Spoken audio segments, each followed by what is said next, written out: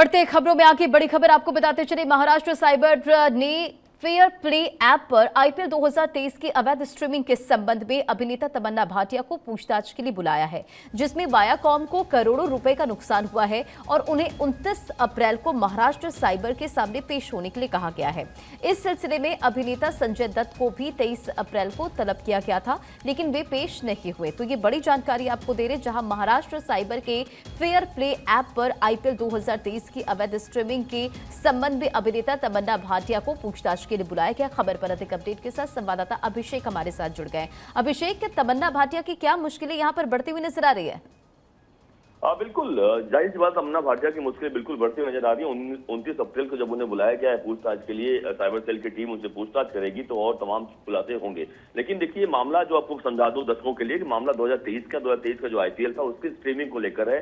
और वो इसकी स्ट्रीमिंग सभी को पता है कि अगर वायाकॉम के जरिए हो रहा है तो जो संबंधित प्लेटफॉर्म होते हैं उसी प्लेटफॉर्म पर उसके जरिए ही लाइव स्ट्रीमिंग कोई कर सकता है। लेकिन फेयर प्ले एक ऐप है जिसको फर्जी तरीके से, अवैध तरीके से उस पर ऐप पे लाइव स्ट्रीमिंग की गई और जिसकी वजह से कई करोड़ों का, यानी कई सैकड़ों करोड़ों का नुकसान वायाकॉम को हुआ है, जिसकी वजह से कंप्लेन किया गया। और कंप्लेन के बाद साइबर सेल की टीम की तरफ से कार्रवाई की गई और इस पर मामले पर 2023 में इसका जो फेयर प्ले का जो एक आरोपी, यानी जो इसका मेन मालिक है, उसे गिरफ्तार भी किया गया था, मुनी नाम का एक आरोपी। और उसके बाद से पूछताछ हुई। इसमें एक दो नहीं, कई सारे ऐसे बड़े जो फिल्म के जगत के लोग हैं जिनको बुलाकर पूछताछ भी किया गया है। कई लोगों ने पूछताछ में अभी तक सहयोग नहीं किया है, समय मांगा है।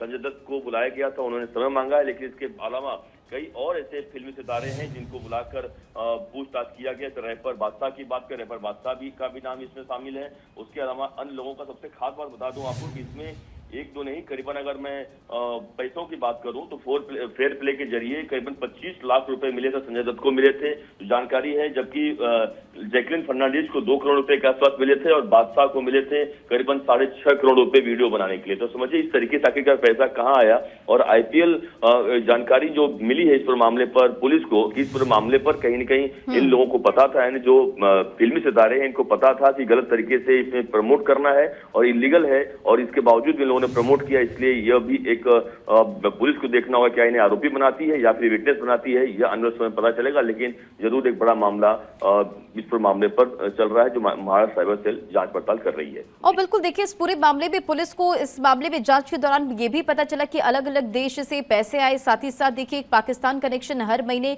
करोड़ों रुपए पाकिस्तान से भी जा रहे थे। ये पूरी जानकारी महाराष्ट्र साइबर ने एफआईआर में फेयर प्ले के अलावा और कई जानकारी भी शेयर की है। अभिषेक, बिल्कुल बिल्कुल सही कहा आपने। बिल्कुल पाकिस्तान कनेक्शन बिल्कुल इसमें सामने आ चुका है। राशिद अली और तमाम अन्य लोगों का नाम भी सामने आ चुका है जिनके जरिए पैसा भारत में आया हुआ है।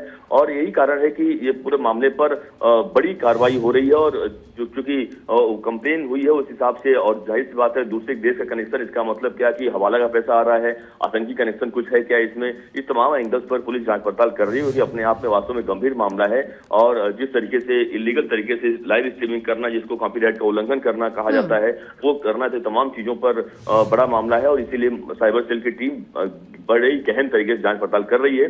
और यह साफ है कि जो फिल्मी सितारे जितने भी हैं उनकी मुश्किलें आने वाले दिनों में वो बढ़ने वाली है। इसी साथ में जोड़ के बताऊं, आपको याद होगा कि महादेव ऐप के जरिए इसी तरीके से तमाम फिल्मी सितारे को पुलिस ने सम्मन भेजा था, पूछताछ हुई थी उनको, और इसलिए ईडी से लेकर आपको पता ईडी जांच पड़ताल कर रही है। तो आप समझिए कि फिल्मी सितारों को भी सोचना चाहिए कि किस तरीके से अगर कहीं अगर वो अपने पैसा लेकर कहीं भी अगर वो प्रचार कर रहे हैं, उनको प्रमोट कर रहे हैं, तो कम से कम उन्हें मालूम होना चाहिए कि इलीगल है या सही है। क्योंकि इस तरीके से अवैध बेटिंग करना, अवैध तरीके से करना, ये कहीं न कहीं अपने आप में अपराध है। और उस तरीके से जांच पड़ताल साइबर से इस मामले कम से कम कर रही है। चलिए, तमाम जानकारियों के लिए बहुत बहुत शुक्रिया अभिषेक, नजर बनाए रखे।